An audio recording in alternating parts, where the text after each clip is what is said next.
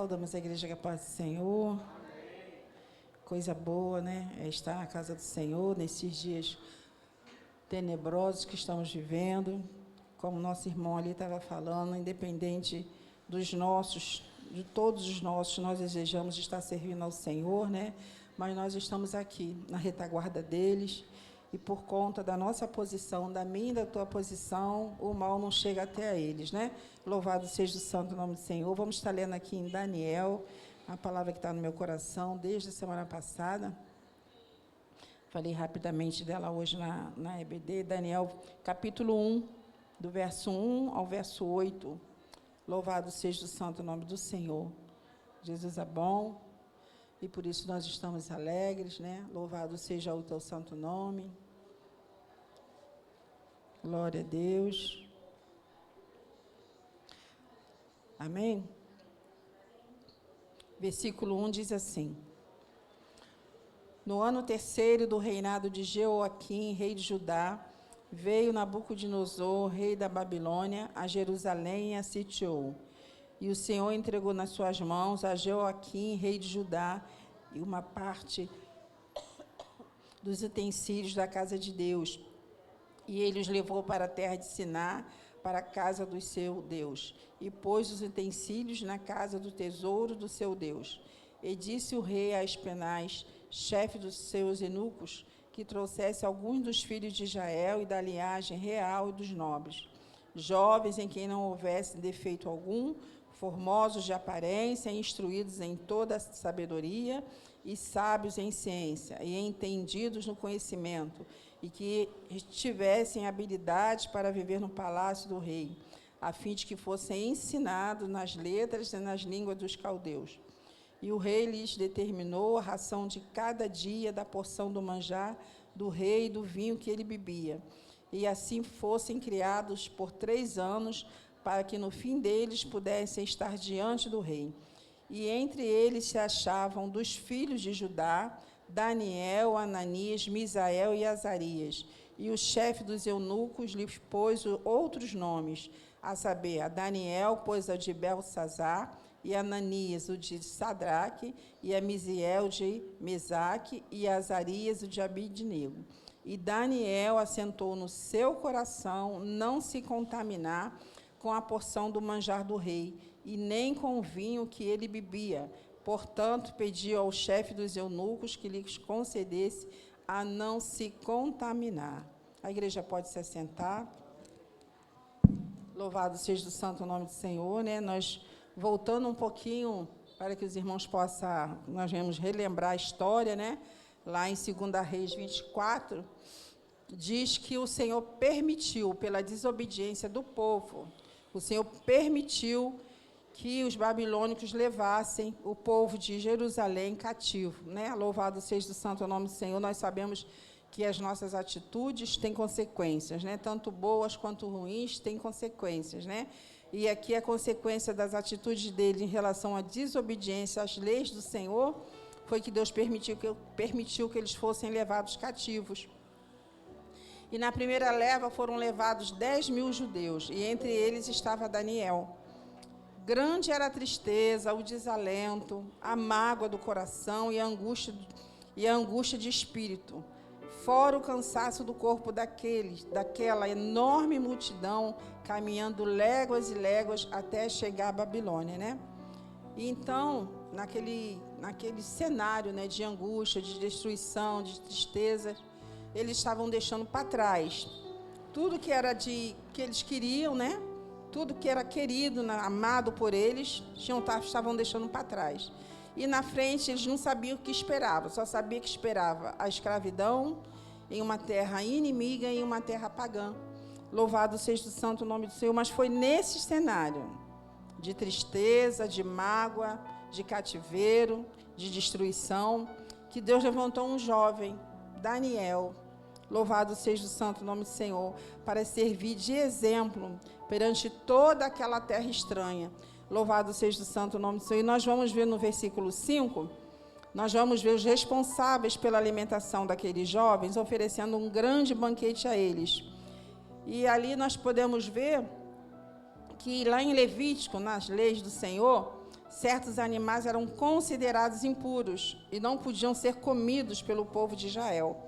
Mas os babilônicos costumavam oferecer uma parte dos seus alimentos aos deuses, e isso os tornava impuros para os judeus. Alguns alimentos, alguns animais eram impuros para os judeus. Por isso que Daniel pediu para o eunuco não estar comendo daqueles alimentos, porque ele sabia que tinha alimentos ali que eram oferecidos a deuses estranhos, e Deus não permitia eles comerem, né? E o que me chama a atenção é que Deus não fala verbalmente, Deus não dá ordem a Daniel, Daniel não coma, Daniel não se proste, Daniel não faça isso, Daniel não faça aquilo. Tem situações, nós vamos ver na Bíblia, Deus falando claramente para o seu povo, não faça isso, não faça aquilo. Mas aqui nessa situação, nós não vamos ver Deus proibindo Daniel de tomar algumas atitudes.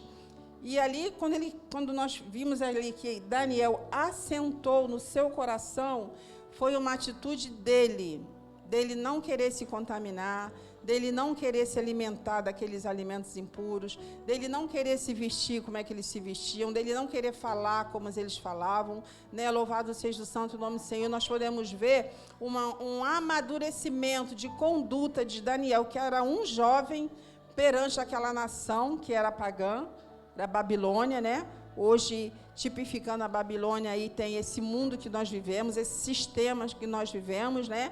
Louvado seja o santo nome do Senhor. A palavra do Senhor diz que tudo nos é lícito, mas nem tudo nos convém. Então, nós devemos entender, né, que nós, como os filhos de Deus, do Deus de Israel, nem tudo nós podemos aceitar, né? Mas nós temos a atitude de rejeitar, a atitude de não falar certas palavras, a atitude de não andar em certas rodinhas de conversa, a atitude de nós nos vestirmos da maneira que Deus fala, né? Decentemente, comportadamente. Louvado seja o santo nome do Senhor. E então nós vemos aqui em Daniel uma atitude madura, uma atitude de amadurecimento espiritual. Daniel era de Judá, assim como nós somos do povo judeu, assim como nós somos israelita, assim como nós somos crentes no Senhor, né? Louvado seja o santo nome do Senhor. Que nós viemos entender, irmãos, que nós estamos nesse mundo, mas esse mundo não pode governar a nossa vida. Nós vamos ver lá no capítulo, nesse mesmo capítulo, no verso 7, os eunucos eles mudaram o nome de Daniel e seus amigos. Eles mudaram até o nome, mas não mudaram a identidade, não mudaram a essência daqueles meninos, né? Podemos dizer assim, meninos que eram jovens, e assim é na nossa vida. Tem um salmo que diz, acho que é o 15, um verdadeiro cidadão do céu. Que nós venhamos, irmãos, nos manter como os verdadeiros cidadãos dos céus, nessa terra, nessa pátria, que nós não somos daqui, nós sabemos que nós não somos daqui, nós somos peregrinos nessa terra, né? Louvado seja o santo nome do Senhor. E como Daniel, nós devemos nos comportar como condiz a palavra do Senhor. Nós vamos ver lá em Mateus 7, 24, 25, se a mídia pudesse colocar, por favor. Mateus 7, versículo 24 e 25, que diz assim: todo aquele, pois, que escuta as minhas palavras e as pratica, assemelhá-lo-ei ao homem prudente que edificou a sua casa sobre a rocha. 25, e desceu a chuva e correram rios e assopraram ventos e combateram aquela casa e não caiu, porque estava edificada sobre a rocha. Louvado seja o santo nome do Senhor. Irmãos, edificar uma casa sobre a rocha, sobre uma pedra, rocha é uma pedra, dá trabalho. Até a gente conseguir perfurar, até a gente conseguir chegar numa profundidade suficiente para levantar, né, as colunas, as sapatas, dá trabalho. E quem tem que fazer isso somos nós. Nós que temos que construir o nosso alicerce. Qual é o nosso alicerce? A palavra do Senhor. Manter a palavra do Senhor no nosso coração. Manter a palavra do Senhor nas nossas atitudes, irmãos, não é fácil.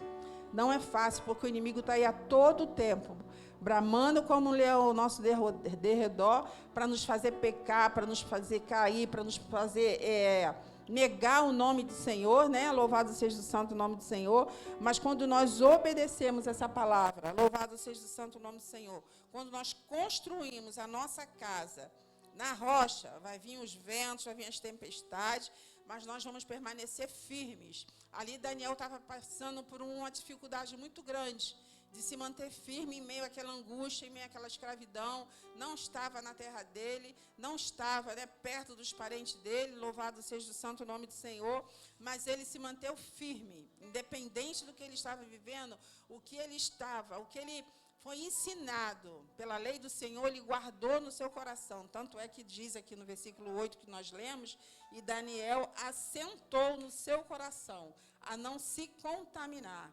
Louvado seja o santo nome do Senhor.